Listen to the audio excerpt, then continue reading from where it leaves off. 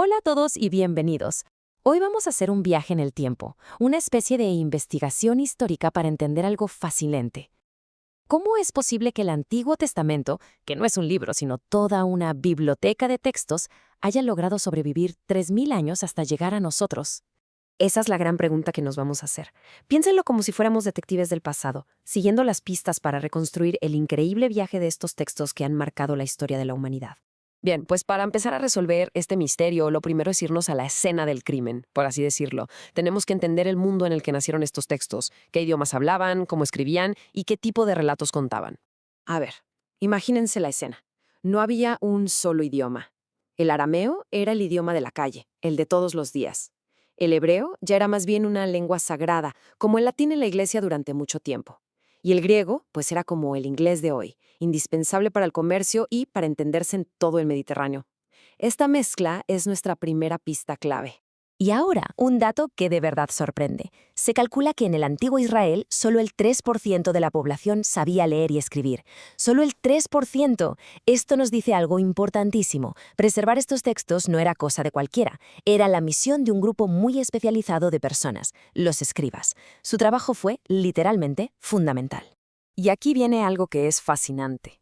El Antiguo Testamento no es un libro que se lee de principio a fin como una novela. Para nada. Es más bien como entrar a una biblioteca, donde hay diferentes secciones, mitos, leyendas, relatos épicos, crónicas históricas, códigos de leyes, poesía. Cada género tiene su propio lenguaje y su propia manera de comunicar una verdad. Y esta idea no es nueva. De hecho, esta cita lo resume perfectamente. Saber distinguir el género literario es una herramienta esencial. O sea, no podemos leer un poema, como los Salmos, con los mismos ojos que leemos un texto legal, como los 10 mandamientos, ¿verdad? Entender esto es el primer paso para una lectura mucho más rica. Listo, ya vimos, digamos, el software, el idioma, el contexto, los tipos de texto. Ahora vamos a meternos con el hardware, o sea, en qué se escribía, cuáles eran los materiales que permitieron que estas palabras viajaran en el tiempo. En esa época no había papel como el de hoy. Las dos opciones principales eran el papiro y el pergamino. El papiro, hecho de plantas, era más barato pero súper frágil. El pergamino, que se hacía con piel de animal, era mucho más caro, pero aguantaba muchísimo más y hasta se podía escribir por los dos lados. Este cambio al pergamino fue como pasar de un cassette a un CD, un salto enorme para la conservación. Y no solo cambió el material, sino también la forma. Al principio teníamos el rollo. Imagínense tener que desenrollar 10 metros de pergamino para buscar un pasaje. Poco práctico. Y entonces llegó una invención revolucionaria, el códice, que es básicamente el abuelito de los libros que usamos hoy. Hojas apiladas y cosidas. Mucho más fácil de guardar, de proteger y sobre todo de consultar. Ya tenemos los materiales, pero ¿quién se encargaba de copiar una y otra vez estos textos con una fidelidad casi perfecta? Aquí es donde entran a la historia unos personajes increíbles, unos verdaderos guardianes del texto, los masoretas. Para que se den una idea del tremendo desafío que enfrentaban, imaginen que les dan un texto en español, pero sin vocales. Si leen CS, ¿qué dice? Casa, cosa, coso. Es imposible saberlo. Bueno, pues así era el hebreo antiguo. La pronunciación se pasaba de generación en generación, de memoria. El riesgo de que se perdiera era altísimo. Lo que hicieron los masoretas entre los siglos VI y X fue de verdad una genialidad.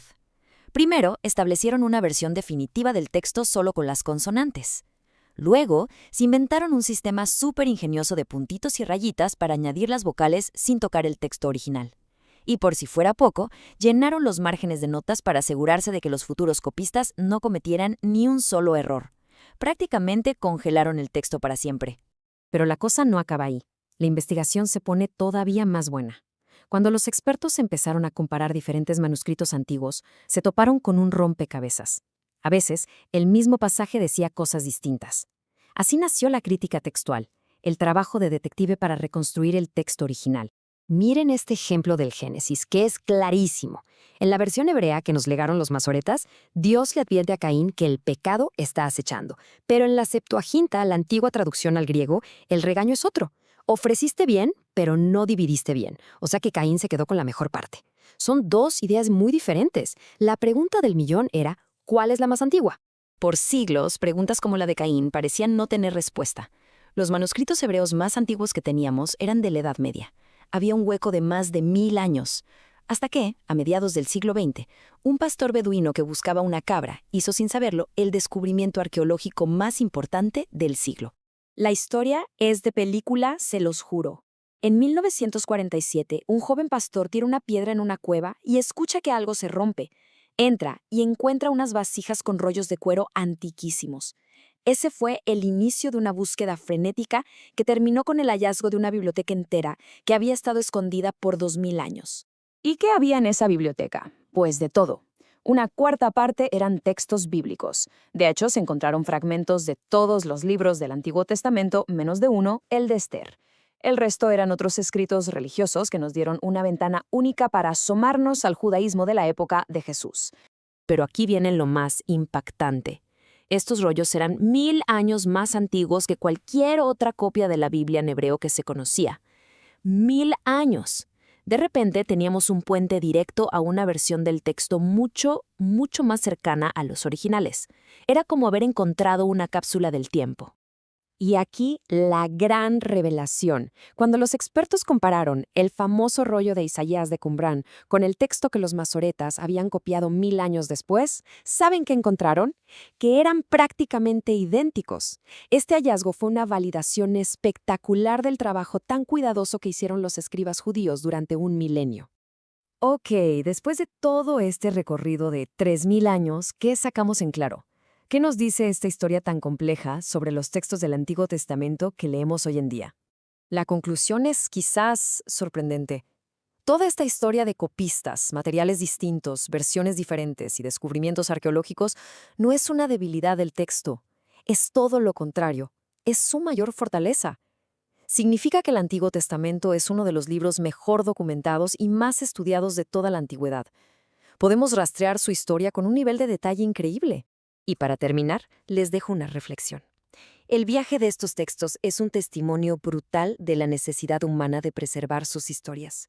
Y nos hace preguntarnos, en nuestra época de información digital tan efímera, ¿qué relatos de nuestro tiempo lograrán sobrevivir? ¿Y cuántos otros tesoros, como los de Qumrán, estarán por ahí, escondidos, esperando a ser encontrados?